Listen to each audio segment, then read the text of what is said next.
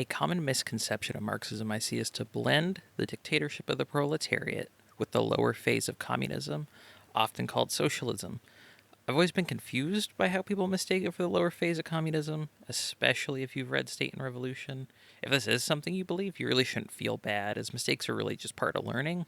And this does seem to be a pretty common mistake. But this is a mistake I'd like to see go away, so I'm going to lay out the evidence and explain this. In Chapter 5 of State and Revolution, Lenin breaks them into different sections, which I think makes it pretty clear. The transition from capitalism to communism, the first phase of communist society, the higher phase of communist society. At the opening of the section titled From Capitalism to Communism, Lenin quotes Marx from Critique of the Gotha Program.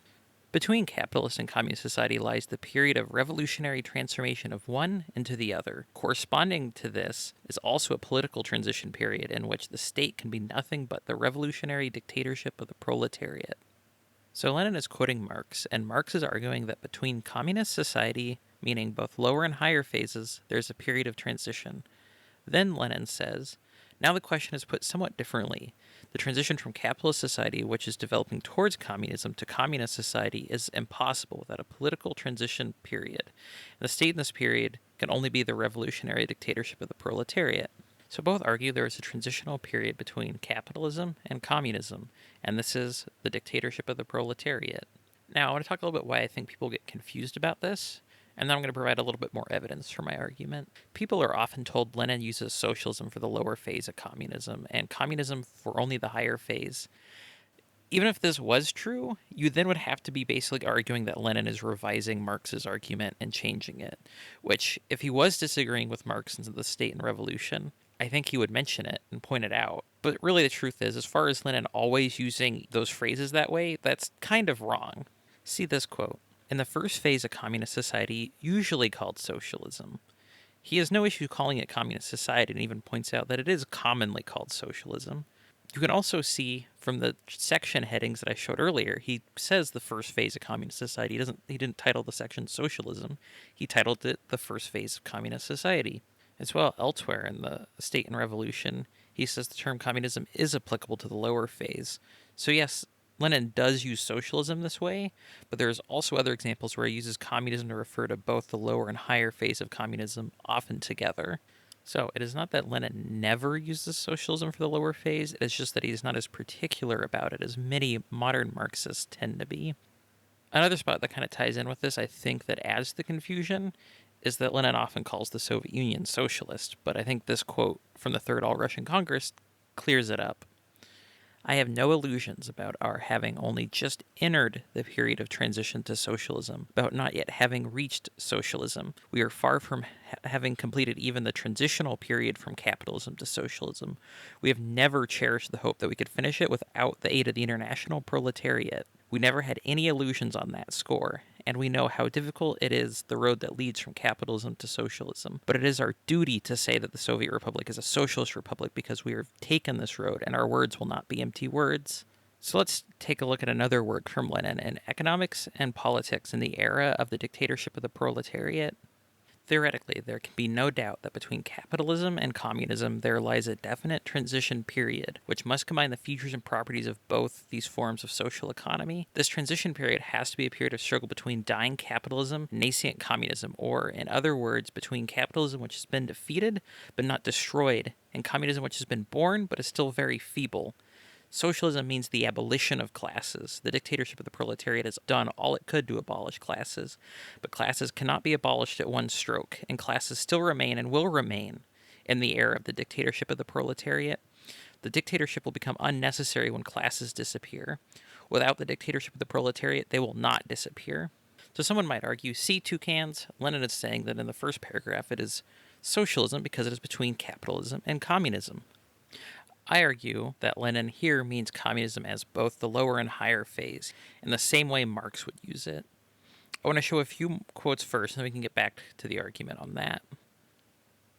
So this next quote is from January 1918, the Third All-Russian Congress again.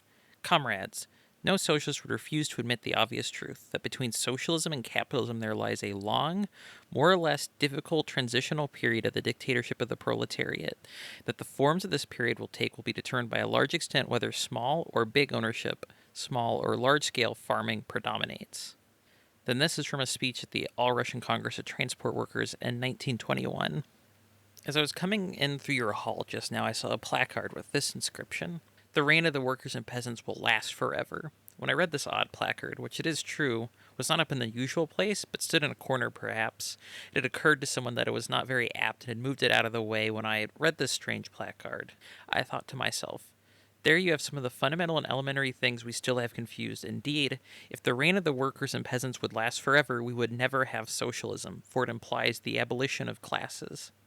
So, if in this quote from Economics and Politics, in the era of the dictatorship of the proletariat, and the top part of the quote, Lenin does mean socialism as a lower phase, then he must have changed his opinion between 1918 and 1919, and then changed his mind back in 1921 on this, and disagree with Marx without mentioning it in State and Revolution.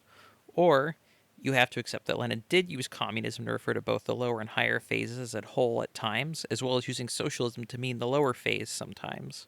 Also, again, here, if the dictatorship of the proletariat is a dictatorship of a class, and Lenin says that socialism means the abolition of classes, how could classes be abolished and there still be a dictatorship of a single class?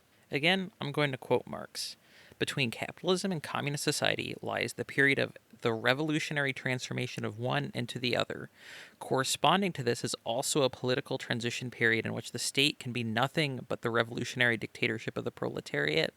You can also see the same thing in quotes from other Marxists of the day. From Bukharin's The Politics and Economics in the Transition Period, Marx clearly recognized the need for a temporary state organization of the working class, its dictatorship. He also saw the inevitability of an entire historical period, the specific characteristics of which will distinguish it from both the capitalist period and the communist period with its rationally constructed stateless society, and from Bukharin and Preobrazhensky's ABC of Communism. Under the dictatorship of the proletariat, a temporary institution, the means of production will, from the nature of the case, belong not to the society as a whole, but only to the proletariat, to its state organization.